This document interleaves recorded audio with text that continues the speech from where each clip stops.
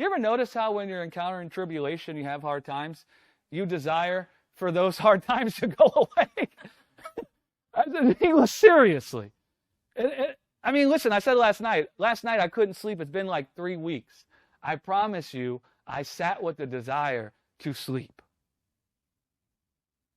Like a strong desire. Like normally I'm good. You can ask my wife. Normally I don't care if I sleep or not. I'm good. But last night, man, it was like wearing on my soul.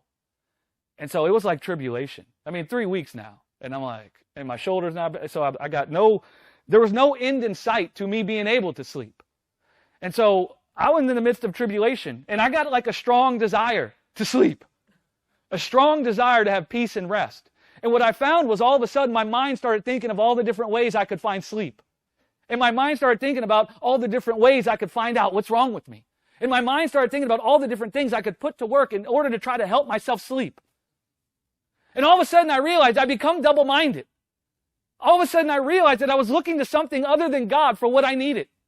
And all of a sudden I found myself stopped full punk. And all of a sudden what I was doing made no sense to my carnal mind that said, you need to sleep. Because all of a sudden I didn't care about all the things that I thought could help me sleep. But my mind became filled with God. I started looking to God. And I started asking God for everything that I thought I could get from sleep. I started asking Him for those things in what He'd done in Jesus.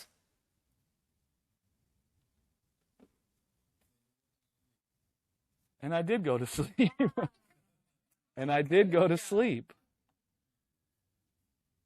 But what I realized, and listen, it's not that I didn't want to ever sleep again. I want to sleep. So don't listen to what I'm saying with the carnal mind.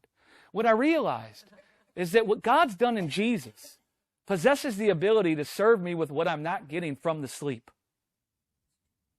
His arm is not so weak that He can't get to me what I would be getting from the sleep. If I should find the weakness of this mortal body putting me in a place where I don't sleep, and I need sleep, and I desire sleep, and I need what comes from all those things. I realized that God done something in Jesus that could even overcome me not sleeping and give me the nutrients that I could get from sleeping. And so I asked God. And what was so weird is I wasn't asking God for sleep. I was looking to God for the nutrients that I thought I could get from sleep. And I was talking with God about how what He's done in Jesus even possesses everything I need that I could get from sleep. And that even should I find the weakness of my flesh leaving me in the place where I can't sleep, what He's done in Jesus contains everything that I need. And I started looking to Him, not wavering from the gospel of Jesus Christ, not wavering thinking that I could get what I needed from something in the world. But I began seeing, no. Even should I can't get this sleep, God can give me what I need. Hallelujah. And I found immediately, peace came to my soul from the not sleeping. And you know what? Well, yes, I did fall asleep shortly thereafter. So, hallelujah. But it was only 4 hours. That's like the first 4 hours in like 3 weeks.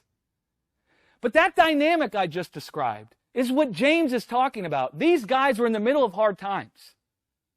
And they needed peace. They desired life and they needed peace. They weren't looking to what God done in Jesus for the peace that they needed. They weren't looking to God or asking God in faith. They weren't thinking what we need, God has actually already done through the man Jesus. Let us look to God and what He's done in Jesus for the peace that we need. No. They weren't doing that. They were looking to the strength contained in their own hand to try to gather to themselves the peace that they wanted. Tossed to and fro with every wind of doctrine. Right? They sat with the desire for life. But the desire they had for life, the desire they had for peace, it was not mixed with the faith that was revealed in Jesus. And because it wasn't mixed with the faith that was revealed in Jesus, that allowed lust to be born in their hearts. Lust for what? Lusting for life. Lusting for peace. The desire they had for peace, it wasn't mixed with the faith that was revealed in Jesus. And that's the only thing that had the peace that they wanted. And so they never found satisfaction for their souls. And so what happened is they started lusting after peace through their own strength. They started seeking to fix all their circumstances and perfect their lives with their own works, thinking that if they could get all that fixed right, that would give them the peace that they needed. They became double-minded.